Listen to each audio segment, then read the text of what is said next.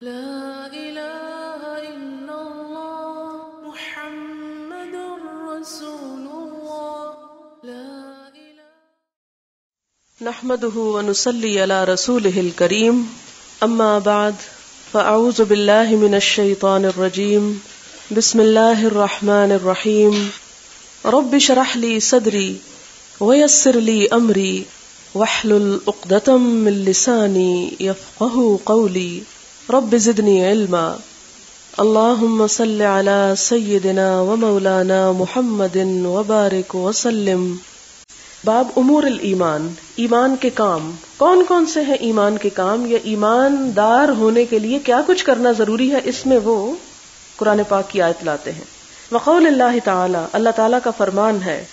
لیس البر، نیکی یہ نہیں، ان تولوا وجوہکم، کہ تم موڑ لو اپنے چہروں کو، قبل المشرق، مشرق کی طرف، والمغربی، اور مغرب کی طرف، ولکن البر، لیکن نیکی من آمنا، اس کی ہے نیکی جو ایمان لایا، کس پر؟ باللہ والیوم الآخر، اللہ اور یوم آخرت پر، والملائکۃ، اور فرشتوں پر، والکتاب، کتاب پر، والنبیین، نبیوں پر،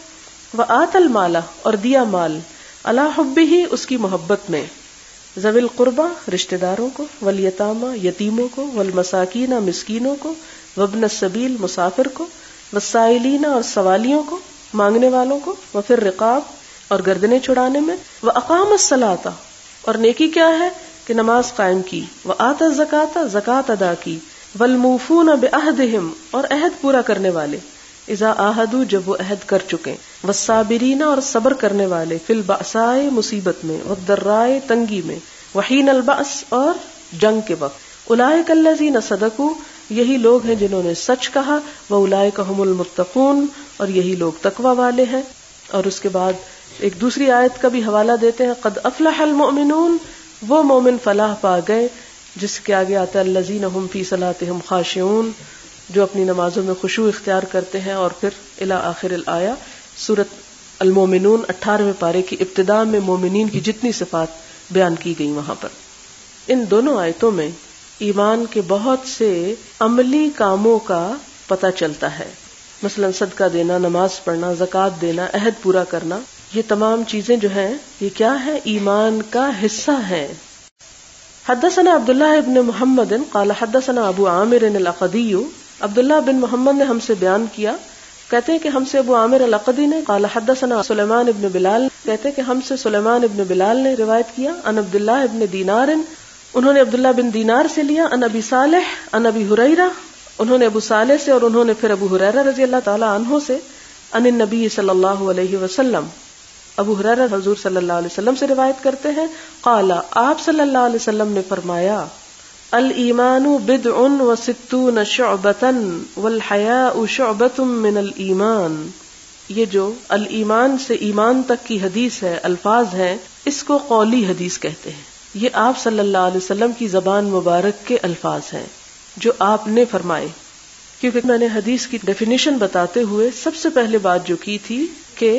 اقوال الرسول صلی اللہ علیہ وسلم، تو یہ قول ہے آپ کا۔ کیا قول ہے؟ کہ الایمان بضع وستون شعبۃ، کہ ایمان کے 60 سے اوپر کچھ شاخیں ہیں، کچھ حصے ہیں، یعنی ایمان ایک سمپل سینٹنس نہیں،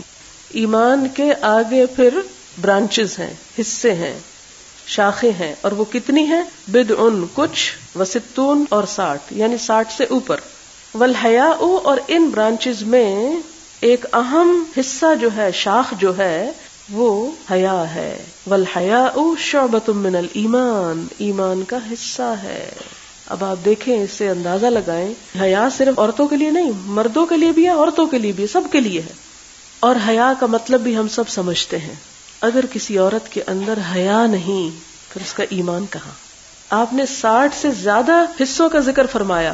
اور اس میں بے شمار چیزیں ہوں گی، آبویسلی بہت ساری چیزیں ہیں، ان سب کو چھوڑ کر اہم ترین حصے کو،